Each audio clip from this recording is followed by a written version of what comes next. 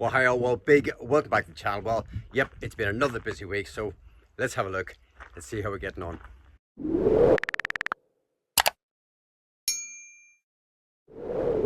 There's a lot of setting out and a lot of planning at this stage, so I've still got a lot of space down there to sort out. I'm just waiting for a couple of component parts. It's sort of the story of my life right now, because if I can't get it locally, I'm sort of sourcing it online, and then I'm obviously ordering the parts, and the parts are readily available, I must say. I mean, whether it's a fitting or a hose or a, whatever it is, it's sort of there and it's available, which is great. Because when we were doing the truck 3 years ago, the last truck, it was just after COVID, and we really struggled to get the parts. Every sort of turn there was a component part that was just sort of stop and play, and it was sort of 6 weeks, 2 months, so it was just a constant case of sort of trying to improvise. But right now, stuff is definitely available, which is great. And you're getting it sort of next day if you need it, or 2 or 3 days. But otherwise, so that the floor is in, it's not secured yet because it's got to come back out again, because there's a few other little things happening. And I'm actually at the point of, I've decided effectively that I'm going to put in a straight feed into the water tank. So I've just bought a little stainless steel inlet this morning. I've actually got some 40mm hose already, and I've just bought a little fitting. So I have a little fitting over here, which can fit into the tank, but the angle of this isn't quite right. So I've just basically bought a little knuckle, a little sort of 90, which will fit better, and that'll be sort of here in 2 days' time. So another hole in the tank, in the top of the tank. And that basically, we've got the water filtration system, so obviously I'm going to use that. But it's just, if you really have to get water into the tank, then I want the means to be able to do that, and that's why I'm putting it in. And so I'm just at the point of sort of working out where it's going to come in. So my seating area is effectively going to come up here and then come across. So I'm basically going to bring somewhere in here, just above this tank, I'm going to drill a hole and then basically feed into the tank, and that's why this is currently not secured down. And we have the seats already made, this aluminium framing, if you like. But yeah, I've just left it out for now because there's no space in here to work otherwise. So lots of other things happening in the meantime. Just figuring out the floor. So I've got some battening for the floor. I've got all the insulation that I'm going to run the underfloor heating in, and obviously I've got all the drainage and all the sort of plumbing work to get in here as well. So I'm just at that sort of stage where I'm sort of trying to clear the decks. I've been waiting to get these, the bed area and this sort of deck here, the seating area, clad, if you like, with wood, so that I can sort of make some space, get my tools, get all the boxes to one side, and then I can concentrate on this area here. So that's kind of where I'm at. So this week really it's about getting the drainage in. I was going to do it last week, but there was just too many things happening, and Stephen was in and out of here, sort of measuring, fabricating the aluminium framework for the seating, and me doing the drainage in the middle of that just was never going to work. So he's done those now, so I'm going to crack on with this.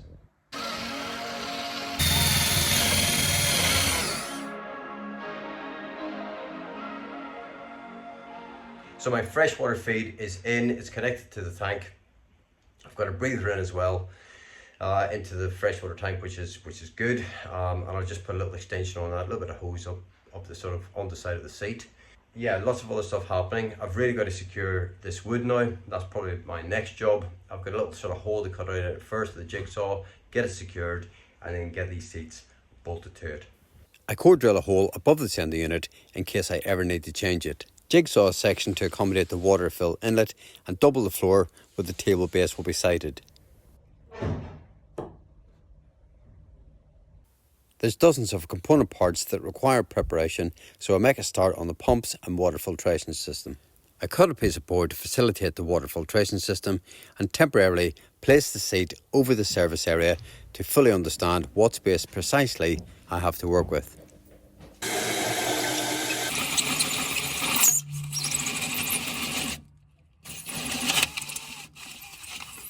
So this morning I'm intent on getting in the diesel air heater. So I've just drilled a couple of holes with the hole saw, and I've got my little multi-tool, and I'm just cutting that out right now. And hopefully we'll get that in. I really need that in before anything else, and then I can get this floor on. So I'm almost there with regards to securing the deck. And how I'm going to do that is with these little rib nuts. And basically what you do is you drill a series of holes, and then you insert this into the metal. So in my case, I've got the top hat, which is an aluminium sort of piece of section, which allows me to sink this in. So it's a 10mm hole. I drop this in, and then I use a tool to pull this up, and it basically works a bit like a rivet, except there's a little screw thread in here. And then once that's in the metal, I can put the wood on top. The wood has a smaller hole. You put your 8mm bolt into this and then pull the whole thing up, and it just works really well. It's absolutely solid. It's going nowhere, and it needs to be solid. Obviously it needs to be solid because we're going to be driving about on it, but we've got our table going on here as well, okay, which obviously is going to be a little bit sort of top heavy, and you want that to be solid, particularly when you're driving off-road and so on. So there's going to be plenty here, so I'm pretty confident it's going to be a good job.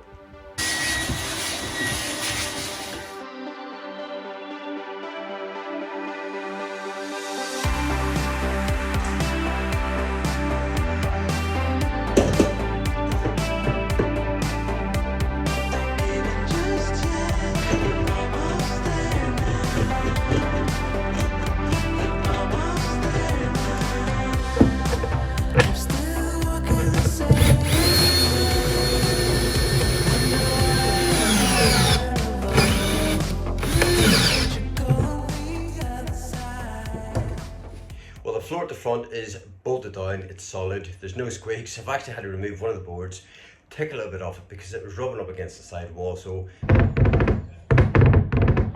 I've actually left about a mil gap all the way around, including between the boards, so there's no chance of any sort of deflection, any movement in any squeaking. And it's solid, there's no noise, which is great. And I've actually had the boards laid here, flat, just acclimatized, ready to go down as well. So I think it's 9mm laminate. It's actually the same laminate as you use in Heathrow Airport. So it's really, really solid stuff. High footfall.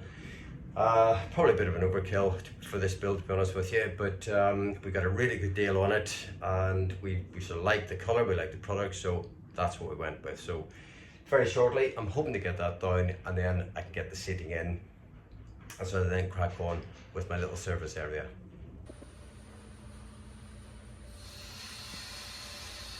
So I'm pretty much at the point of getting in the diesel air heater, and as you can see here, I've sort of prepped it, to be honest with you. So I've got the initial section of the exhaust, I've got the air intake on, I've got the fuel line fitted, and then I've got this additional little plate, and it's basically, we have no choice but to fabricate another plate. I'll just reach around and get this plate. So this is basically what it comes with, and it's designed to go through a van.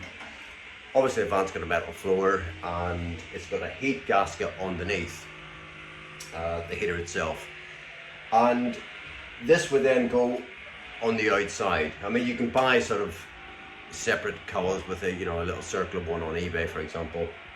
But our floor is 120mm thick. It's got 80mm ply at the base underneath this blue fiberglass floor.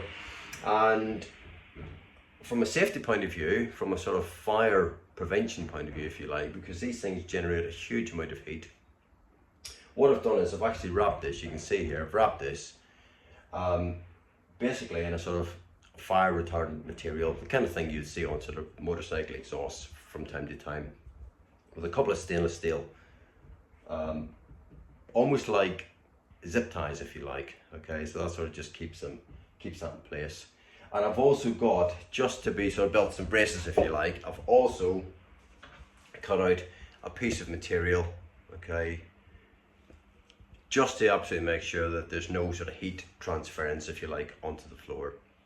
So I'm pretty confident that really is maybe a bit over the top, but you sort of want to be safe, safe in your own mind that if this thing's running for a little bit, then and it's generating lots of heat, then there's no issue. So that is pretty much where I'm at. I've got where I'm at. I bought, because of the length as well, you don't buy bolts of this sort of length, not really. I'm sure they're out there, but it was easier for me just to buy a bit of rod. I've cut the bit of rod, couple of nuts, couple of washers on there, okay, and then that heater will get basically inserted into the hole. This plate will go on the outside. I'll muck that in as well, just to make sure that it's weather tight. And then I've got these 4 bolts, if you like, which will just sort of drop in, and then that will clamp the whole thing together. So that is pretty much where it's at.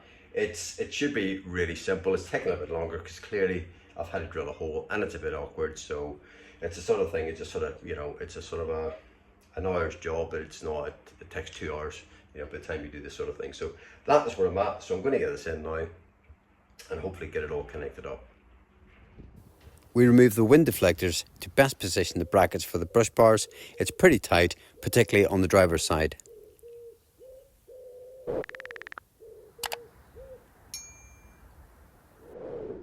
So we're just at the early stages of mocking up the brush bars. You can sort of see here, we've got the brackets here and the first one's on. And all I can say is it's a case of sort of getting up trestles, holding bits of metal up. I've got a design that I'm really happy with based on lots of other trucks I've seen in the past. It's obviously a single cab, a day cab.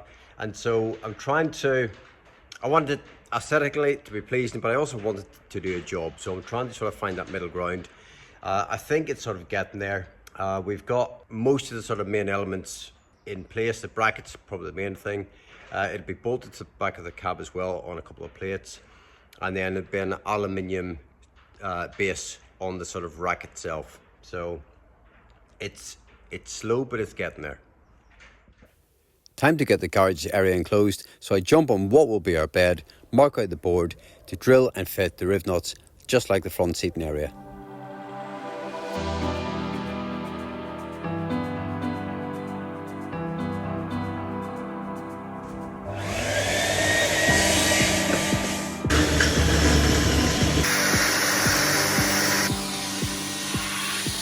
Right, we're done with the bed area. I've got a couple of bolts to tighten up and that's it, but it's solid, feels really good. There's no squeaks, and yeah, another job ticked off the list. So we're making a bit of progress with the bars as well. We're just actually working on the bars to the rear of the cab. I'm working out the brackets for that. And then that's almost all 4 sort of vertical bars sorted out, and then really it's a case of getting the top rack, if you like, sorted out, getting the angles right, and there's a little bit going to come out at the front for the light bar, aluminium deck, and then we're there into the paint shop. So it's a good start.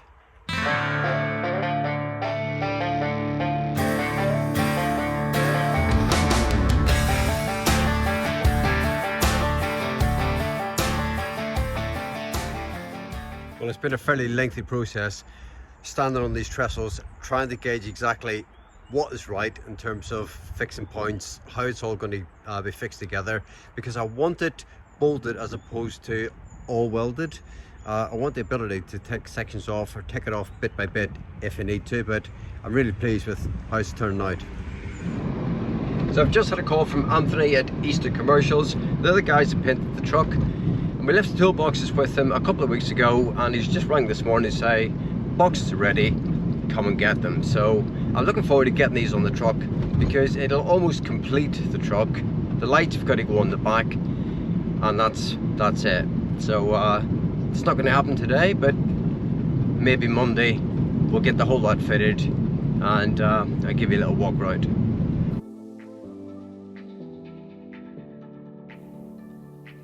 Everything black on the truck has been painted the same colour, RAL 9005. Okay, so we're all loaded up, tow bins are on the trailer, all packed up, all strapped down, which is great, but I wanted to show you this. It's actually a Volkswagen Crafter, a 4Motion by Cactus, and it is a really, really gorgeous bit of kit. It's in for paint. It's actually been changed from this colour to grey, but how nice is that?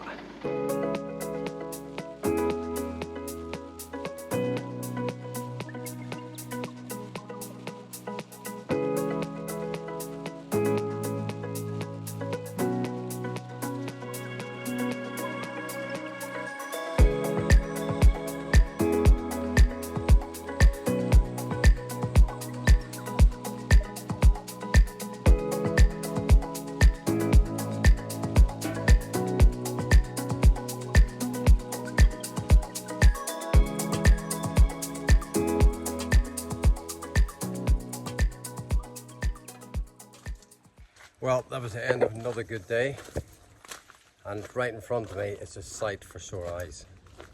No, it's not Ollie. It's our separate Tiny. Oh, it's getting exciting. You think it's exciting, Ollie? You think it's exciting? Hmm? Well, yeah, this is our compass toilet, our separate Tiny, which we've had previously, and it's a fabulous bit of kit.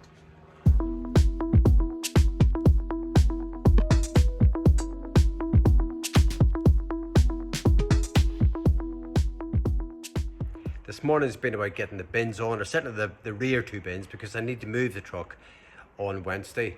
And Stephen's put the lights on as well at the back, which I'm really happy with. And I'm just in the process of putting the hinges and doors on and getting the locks fitted within the doors. And at least then I'll be road legal as much as I can be. I'm not going far on Wednesday, so I can come back, and then if I've got time, I can get the other two on as well.